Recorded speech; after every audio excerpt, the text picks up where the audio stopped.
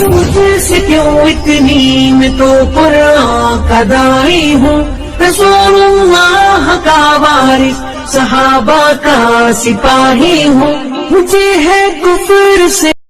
وعلیکم السلام ورحمۃ اللہ وبرکاتہ۔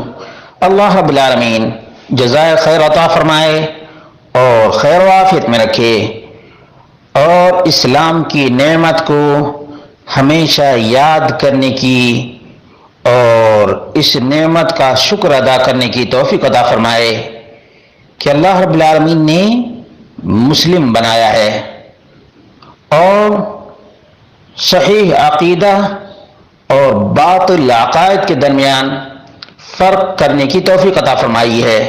سوال یہ تھا کہ منگل سوتر پہننا ایک مسلمان خاتون کے لیے جائز اور درست ہے؟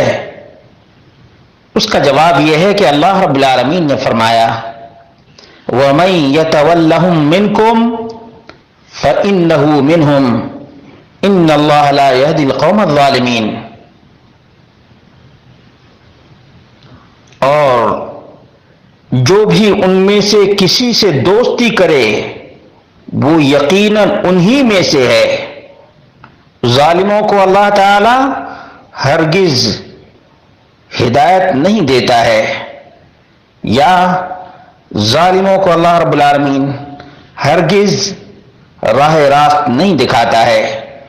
معلوم یہ ہوا کہ مسلمان مرد یا مسلمان خواتین کو کفار اور اغیار کے کلچر کو نہیں اپنانا چاہیے، اور رسول مکرم صلی اللہ علیہ وسلم نے فرمایا من تشبہ بقوم فہو منہم، جس نے بھی کسی بھی قوم کی مشابہت اختیار کی وہ انہی میں سے ہے۔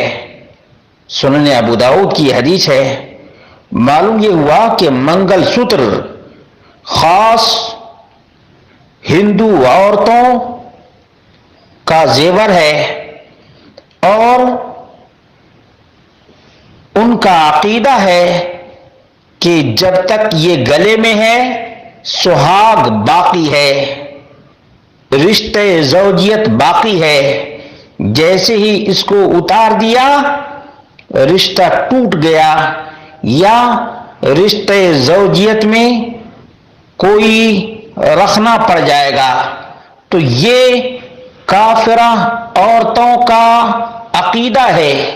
کیا کوئی مسلمان خاتون اس عقیدے کو اپنانے کے لیے تیار ہوگی؟ یقیناً نہیں۔ تو یہ منگل سوتر بھی مسلمان عورت کے لیے استعمال کرنا جائز نہیں ہے۔ مسلمان عورتوں کو اپنی شناخت برقرار رکھنی چاہیے۔ غیر قوموں کی عورتوں کے زیورات اور ان کے رہن سہن اور ان کے کلچر کو للچائی ہوئی نظر سے نہیں دیکھنا چاہیے۔ یہ بڑا المیہ ہے کہ ایک مسلمان خاتون غیر قوموں کی عورتوں کی مشابہت اختیار کرے۔ یقیناً یہ ایمان کی کمزوری کی وجہ سے ہے، اسلامی اقدار پہ عدم یقین کا نتیجہ ہے، ورنہ ایک مسلمان عورت اپنے دین کے لیے، اپنے دینی کلچر کے لیے قربان ہوتی ہے، دوسروں کو اسلام کا پیغام سناتی ہے، نہ کہ دوسروں کے عقائد اور ان کے طور طریقے کو اپنائے۔ یہ بہت بڑی آزمائش کی گھڑی ہوتی ہے۔ مسلمان خواتین کو چاہیے کہ غیر قوموں کی مشابہت سے بچے، ورنہ انجام کہیں ایسا نہ ہو کہ ان لوگوں کے ساتھ ہو جائے۔ الامان والحفیظ۔ بس اللہ رب العالمین ہماری ماں اور بہنوں کو سمجھ عطا فرمائے، ہر چیز کو للچائی نگاہ سے نہیں دیکھنا چاہیے، بلکہ نہایت ہی غور و فکر اور تدبر سے کام لینا چاہیے۔